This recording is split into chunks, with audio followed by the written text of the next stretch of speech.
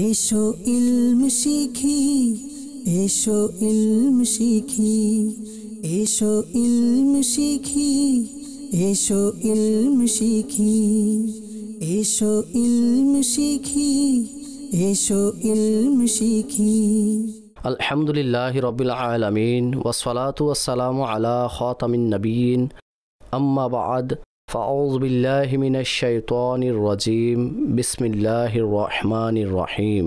হযরত আয়েশা সিদ্দিকা রাদিয়াল্লাহু তাআলা আনহা থেকে বর্ণিত, ইহুদি নবী করিম সাল্লাল্লাহু তাআলা আলাইহি ওয়াসাল্লামের দরবারে হাজির হলেন।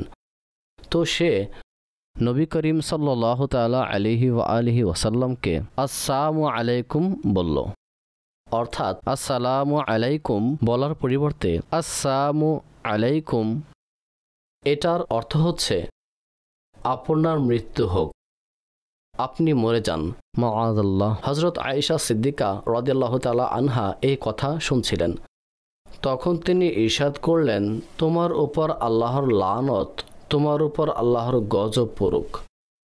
নবী করিম সাল্লাল্লাহু তাআলা আলাইহি ওয়াসাল্লাম ইরশাদ করেন, হে আয়েশা, দাঁড়াও, থেমে যাও, ধৈর্য ধারণ করো, তুমি ভদ্রতা অবলম্বন করো আর ক্ষমা প্রদর্শন করো। হযরত আয়েশা সিদ্দিকা রাদিয়াল্লাহু তাআলা আনহা আরজ করলেন, ইয়া রাসূলুল্লাহ সাল্লাল্লাহু আলাইহি ওয়াসাল্লাম, আপনি শুনেন নাই সে কি বলছে? নবী করিম সাল্লাল্লাহু তাআলা আলাইহি ওয়াসাল্লাম ইরশাদ করেন, আপনি আমার উত্তর শুনেন নাই, আমি তাদের উত্তরে কি বলেছি?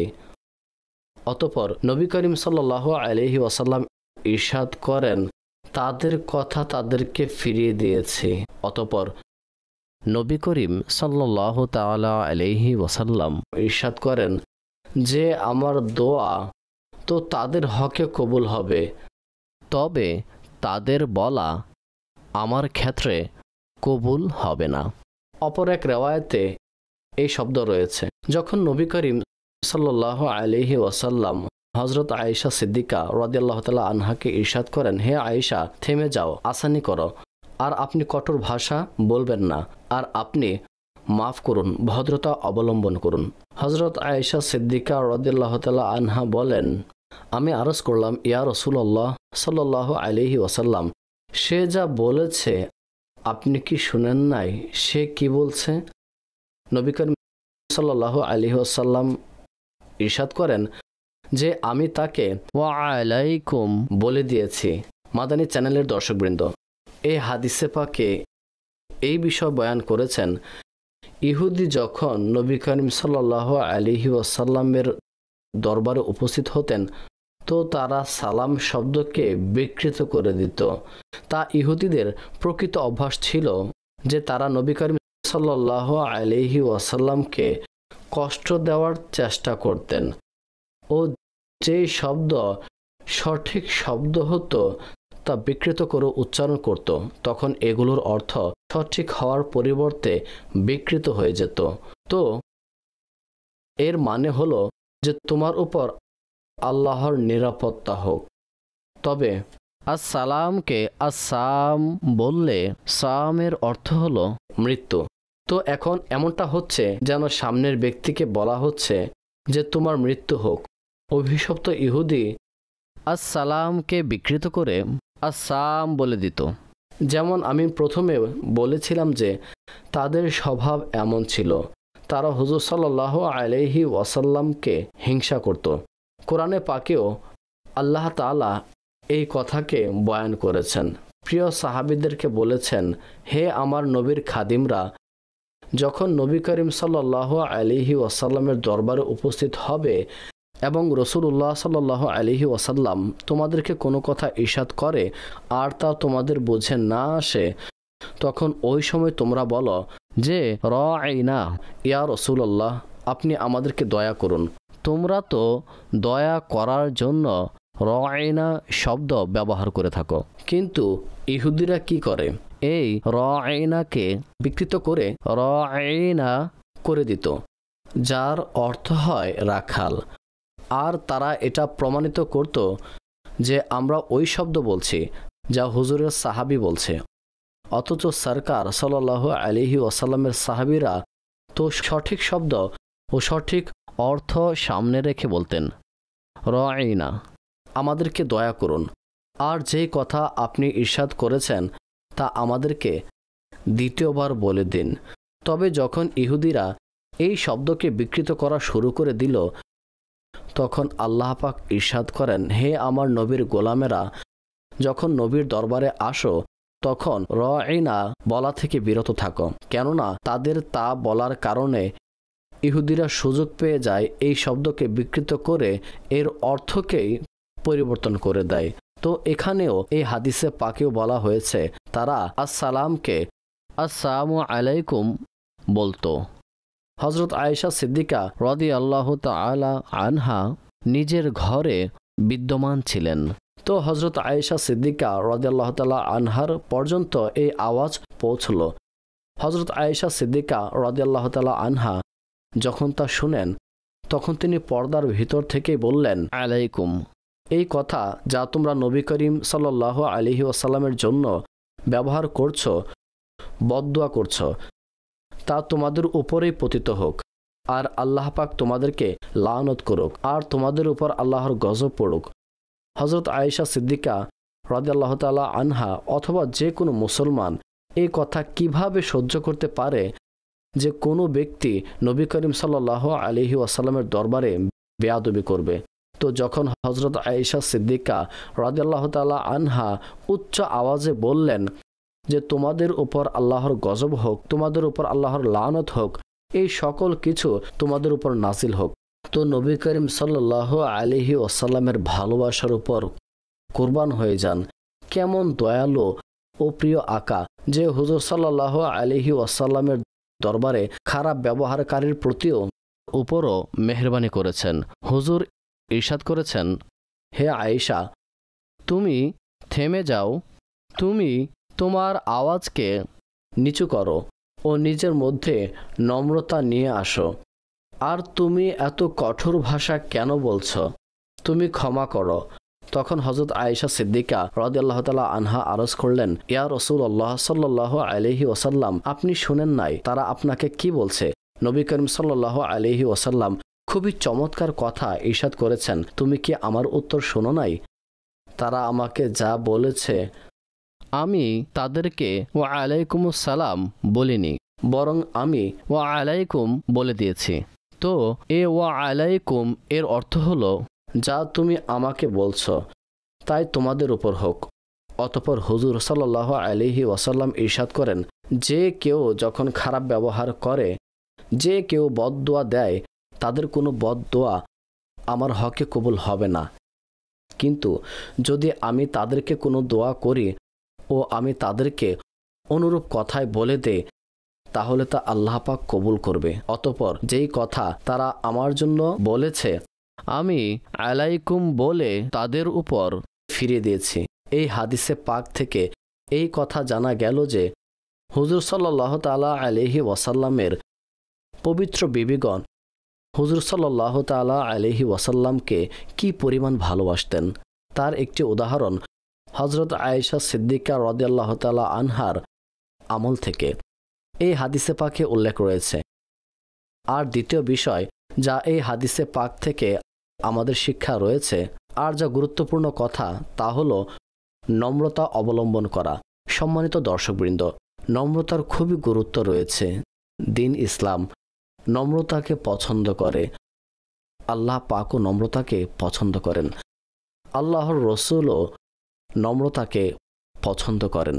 নম্রতার কত গুরুত্ব রয়েছে তার একটি উদাহরণ এ থেকে অনুমান করতে পারেন যে যখন আল্লাহ পাক হযরত মূসা আলাইহিস সালামকে ফিরাউনের কাছে পাঠালেন যেন তাকে ঈমানের দাওয়াত দেয়, তখন আল্লাহ তাবারক ওয়া তাআলা তার সাথে নম্রতার সহিত কথা বলার হুকুম দিয়েছেন। অতএব কোরআনে পাকে আল্লাহ পাক ইরশাদ করেন, কানজুল ঈমান থেকে অনুবাদ, তো তুমি তার সাথে নম্রতার সহিত কথা বলবে এই প্রত্যাশায় যে হয়তো সে নম্র নসিহত কবুল করে নেবে বা ভয় পাবে। এই আয়াতের অংশে তাফসিরে খাজিনে রয়েছে যে হযরত মূসা আলাইহিস সালামকে আল্লাহ পাকের পক্ষ থেকে এই নির্দেশ দিয়েছেন যে যখন তুমি ফেরাউনের কাছে যাবে তখন তাকে নম্রতার সাথে নসিহত করো। অনেক মুফাসসিরগণ হযরত মূসা আলাইহিস সালামের ফেরাউনের সাথে নম্রতা করার নির্দেশ দেওয়ার কারণ এটা লেখেন যে ফেরাউন হযরত মূসা আলাইহিস সালামের খিদমত করেছিল। তো এই জন্য হযরত মূসা আলাইহিস সালামকে এ কথা বলা হয়েছে যে আপনি যখন তার সাথে কথা বলবেন তখন নম্রতার সাথে কথা বলুন। মুফাসসিরগণ বলেন এখানে নম্রতা দ্বারা উদ্দেশ্য হচ্ছে আল্লাহ তাবারক ওয়া তাআলা হযরত মূসা আলাইহিস সালামকে ইরশাদ করলেন আপনি তাকে ওয়াদা করান যে যদি সে ঈমান কবুল করে তাহলে সারা জীবন যুবক থাকবে, কখনো বার্ধক্য আসবে না, মৃত্যু পর্যন্ত তার বাদশাহী বাকি থাকবে, খাবার দাবার ও বিবাহের স্বাদ মৃত্যু পর্যন্ত বাকি থাকবে, আর মৃত্যুর পর জান্নাতে যাওয়া নসিব হবে। যখন হযরত মূসা আলাইহিস সালাম ফেরাউন থেকে এই ওয়াদা নিলেন তখন হযরত মূসা আলাইহিস সালামের এই নম্রতা খুবই পছন্দ হলো ও তার অন্তরে এই কথা গেঁথে গেল। কিন্তু ফেরাউন যে কোনো সিদ্ধান্ত নেওয়ার পূর্বে তার মন্ত্রী হামান থেকে পরামর্শ নিত। তো সে বলল আমি তাতে চিন্তা করব ও আমার মন্ত্রী হামান থেকে এর পরামর্শ নিব। হামান ওই সময় মজলিসে উপস্থিত ছিল না। আর যখন হামান আসলো আর ফেরাউন হযরত মূসা আলাইহিস সালামের সমস্ত ওয়াদা হামানকে জানালো, যখন হামান এই কথা শুনল তখন বলতে লাগলো আমি তো আপনাকে জ্ঞানী মনে করতাম, জানি না তুমি এমন কোন কথার কথা বলছো, বোকার মতো কথা বলছো। হযরত মূসা আলাইহিস সালামের নম্রতার কারণে ফেরাউনের অন্তর অল্প ঈমান কবুল করার জন্য নরম হয়ে গিয়েছিল, অথবা সে আগ্রহের কথা প্রকাশ করেছিল। হামানের পথভ্রষ্টতা ভুল ভ্রান্তির কারণে সে তার নিয়তকে পরিবর্তন করে দিল। তবে প্রিয় দর্শকবৃন্দ, আপনি এই কথার উপর একটু চিন্তা করুন যে ফেরাউন আল্লাহ পাকের বড় শত্রু, যে নিজেকে রব বলতো। আল্লাহ পাক যখন তার নবীকে তার কাছে দাওয়াত দেওয়ার জন্য পাঠালেন তখন এটা ইরশাদ করলেন নম্রতার সাথে বলবেন। তো এর থেকে অনুমান করা যায় যে নম্রতার কত বড় গুরুত্ব রয়েছে। সম্মানিত দর্শকবৃন্দ, এই আয়াতে আল্লাহ পাকের রহমতের এক দৃষ্টান্ত অনুভব করা যায় যে যখন আল্লাহ পাক এই পৃথিবীর সবচেয়ে বড় অবাধ্যের দিকে হযরত মূসা আলাইহিস সালামকে পাঠালেন তখন তার সাথে নম্রতা করার নির্দেশ দিয়েছেন। তো যে তার আনুগত্য বান্দা তার উপর আল্লাহ পাকের রহমত কেমন হবে। হযরত ইয়াহিয়া বিন মুআজ রাদিয়াল্লাহু তাআলা আনহুর সামনে যখন এই আয়াত তেলাওয়াত করা হয় তখন তিনি কান্না করতে লাগলেন। আর তিনি কান্না করে বলতে লাগলেন এটা তোমার ওই বান্দার সাথে এমন নম্রতা যে বলে যে আমি হলাম তোমাদের সবচেয়ে বড় রব। তো ওই বান্দার সাথে তোমার নম্রতার অবস্থা কেমন হবে যে বলে আমার রব তিনি, যিনি সবার ঊর্ধ্বে। আল্লাহু আকবার। সম্মানিত দর্শক, এই আয়াতে মুবারাকা থেকে জানা গেল যে নম্রতা আল্লাহ পাকের কত বড় রহমত। যেই ব্যক্তির নিকট নম্রতা থাকে এই নম্রতা তাকে আরও উজ্জ্বল করে। যখন স্বর্ণ নরম হয় তখন অলংকার হয়, লোহা নরম হলে তখন অস্ত্র হয়, মাটি নরম হলে তখন জমিনে ফসলাদি সবজি হয়। অনুরূপভাবে যে ব্যক্তি ইসলামিক শিক্ষা অনুযায়ী নিজের মধ্যে নম্রতার গুণ সৃষ্টি করবে, এই নম্রতার কারণে ওই ব্যক্তির নিকট রহমত, মুহাব্বত, সহজতা, ক্ষমাশীলতা ও ধৈর্য ধারণ করার মতো অসংখ্য উত্তম বৈশিষ্ট্য সৃষ্টি হয়। নবী করিম সাল্লাল্লাহু আলাইহি ওয়াসাল্লামের অসংখ্য ফরমানের মধ্যে আমাদের নম্রতার উৎসাহ বিদ্যমান।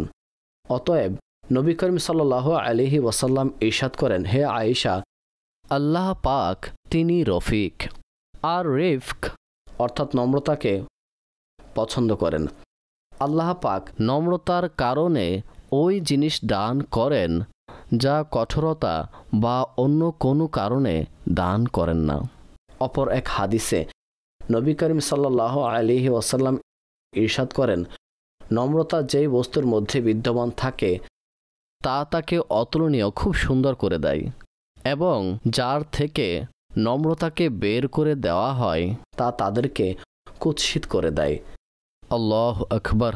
যেই মুসলমানের মধ্যে নম্রতা থাকবে, যেই মুসলমানের মধ্যে নম্রতার গুণাগুণ থাকবে, যেই মুসলমান অন্যদের উপর দয়া করবে, সেই মুসলমানকে সমাজের মধ্যে খুবই ভদ্র হিসেবে জানে, আর আল্লাহ পাকের দরবারে তার বড়ই মর্যাদা রয়েছে। অর্থাৎ এই নম্রতা দুনিয়াতেও সৌন্দর্যতা বৃদ্ধি করে, যে তার ভালো প্রসিদ্ধি হয়, লোকেরা তাকে ভদ্র হিসেবে জানে, তার আখিরাতেও এই নম্রতার কারণে আল্লাহ পাকের রহমতের অধিকারী হবেন। অপর এক হাদিসে পাকে রয়েছে, নবী করিম সাল্লাল্লাহু আলাইহি ওয়াসাল্লাম ইরশাদ করেন, মুমিন নম্রতাকারী ও নরম হয়, যেমন লাগাম বিশিষ্ট ওট, যদি টান দেওয়া হয় তাহলে চলে আসে, আর জমিনে বসাতে চাইলে তো বসে যায়। যেই উটের নাকের মধ্যে রশি থাকে তাকে বাচ্চাও যেদিকে নিতে চায় উট ওই দিকে যায়, আর ওই নাকের রশি দিয়ে তাকে বসানো হলে যদি তা পাথরও হয় তাহলে বসে যায়। তো সরকার সাল্লাল্লাহু আলাইহি ওয়াসাল্লাম নম্র মানুষের উদাহরণ ওই রশি বিশিষ্ট উটের ন্যায় দেওয়া হয়েছে, যে সে যেভাবে চলে যায়। তো নম্র মানুষও অন্যের জন্য নম্রতা সৃষ্টি করে, অন্যের জন্য সহজতা প্রদর্শন করে। নম্রতার মাধ্যমে মানুষ ওই বস্তু অর্জন করতে পারে যা কঠোরতার মাধ্যমে অর্জন করতে পারে না। উলামাগণ একটি ঘটনা বর্ণনা করেন যে খোরাসানে এক বুজুর্গের স্বপ্নের নির্দেশ হলো তিনি যেন ওই তাতারি সাম্রাজ্যে গিয়ে ইসলামের দাওয়াত পেশ করেন। ওই হালাকু খানের পুত্র তাগোদার খান তাতারি সম্প্রদায়ের বাদশাহ ছিল। সেই বুজুর্গ সফর করে তাগোদারের নিকট আসলো আর তাকে নম্রতার সাথে ভদ্রতার সাথে ইসলামের দাওয়াত দিল। এখন সেই বুজুর্গ যেহেতু সুন্নতের অনুসারে ছিলেন, চেহারাতে দাড়ি ছিল, এখন তাগোদার যে কাফির ছিল তাকে ঠাট্টা করল এবং সে এই বুজুর্গকে বলল, মিয়া এটা তো বলো, তোমার দাড়ি উত্তম নাকি আমার কুকুরের লেজ উত্তম? আর এই শব্দটি প্রকাশ্যভাবে রাগ উদ্রেককারী ছিল ও অপমান করার মতো ছিল, কিন্তু ওই বুজুর্গ যে নেকির দাওয়াত প্রদানকারী ছিল তার মধ্যে নম্রতা ছিল, ভদ্রতা ছিল, মোহাব্বত ছিল। সেই বুজুর্গ তাকে উত্তর দিল, আমিও আমার রবের কুকুর, আমি যদি আমার রবের আনুগত্য করি, ভালো আমলের মাধ্যমে আমার রবকে সন্তুষ্ট করতে সফল হয়ে যায়, তখন আমি উত্তম, অন্যথায় তোমার কুকুরের লেজই উত্তম। এখন তা এমন হিকমতপূর্ণ উত্তর ছিল, তাগোদার নিস্তব্ধ হয়ে গেল। আর এই বুজুর্গের এই হিকমতপূর্ণ উত্তরের কারণে তার অন্তরের প্রভাব পড়ল ও ইসলামের মোহাব্বত তার অন্তরে জেগে উঠল। আর তাগোদার এই বুজুর্গকে তার মেহমান বানিয়ে নিল এবং সে প্রতিদিন রাতে এই বুজুর্গের খিদমতে উপস্থিত হতো। আর এই বুজুর্গ খুবই মোহাব্বত ও ভালোবাসার সাথে তাকে দিন ইসলামের দাওয়াত দিতেন। তার এই কষ্ট, এই নম্রতা একজন ইসলামের অনেক বড় দুশমনকে ইসলামের আনুগত্যকারী বানিয়ে দিয়েছে, আর সে ইসলামকে কবুল করে নিয়েছে। আমার প্রিয় ভাইরা, নম্রতার মাধ্যমে ওই কাজ করা সম্ভব যা কঠোরতাতে করা সম্ভব নয়। এই জন্য প্রত্যেক মুসলমানের উচিত সে যেন নিজের মধ্যে নম্রতা সৃষ্টি করে এবং নিজে নিজেকে মুসলমানের জন্য, পরিবারের জন্য, আত্মীয়দের জন্য নম্রতা অবলম্বন করা। নম্রতা আল্লাহর পছন্দ, নম্রতা রসুলুল্লাহর পছন্দ, আর নম্রতা অবলম্বনকারীকে লোকেরাও পছন্দ করেন। আল্লাহ পাক আমাদেরকে নম্রতা অবলম্বন করার তৌফিক দান করুক এবং এই চমৎকার গুণ দ্বারা আল্লাহ পাক আমাদের নিজেদেরকে সাজানোর তৌফিক দান করুক। আমিন। বিজাহিন নবীল আমিন সাল্লাল্লাহু তাআলা আলাইহি ওয়া আলিহি ওয়াসাল্লাম। এসো ইলম শিখি, এসো ইলম শিখি, এসো ইলম শিখি, এসো ইলম শিখি, এসো ইলম শিখি, এসো ইলম শিখি।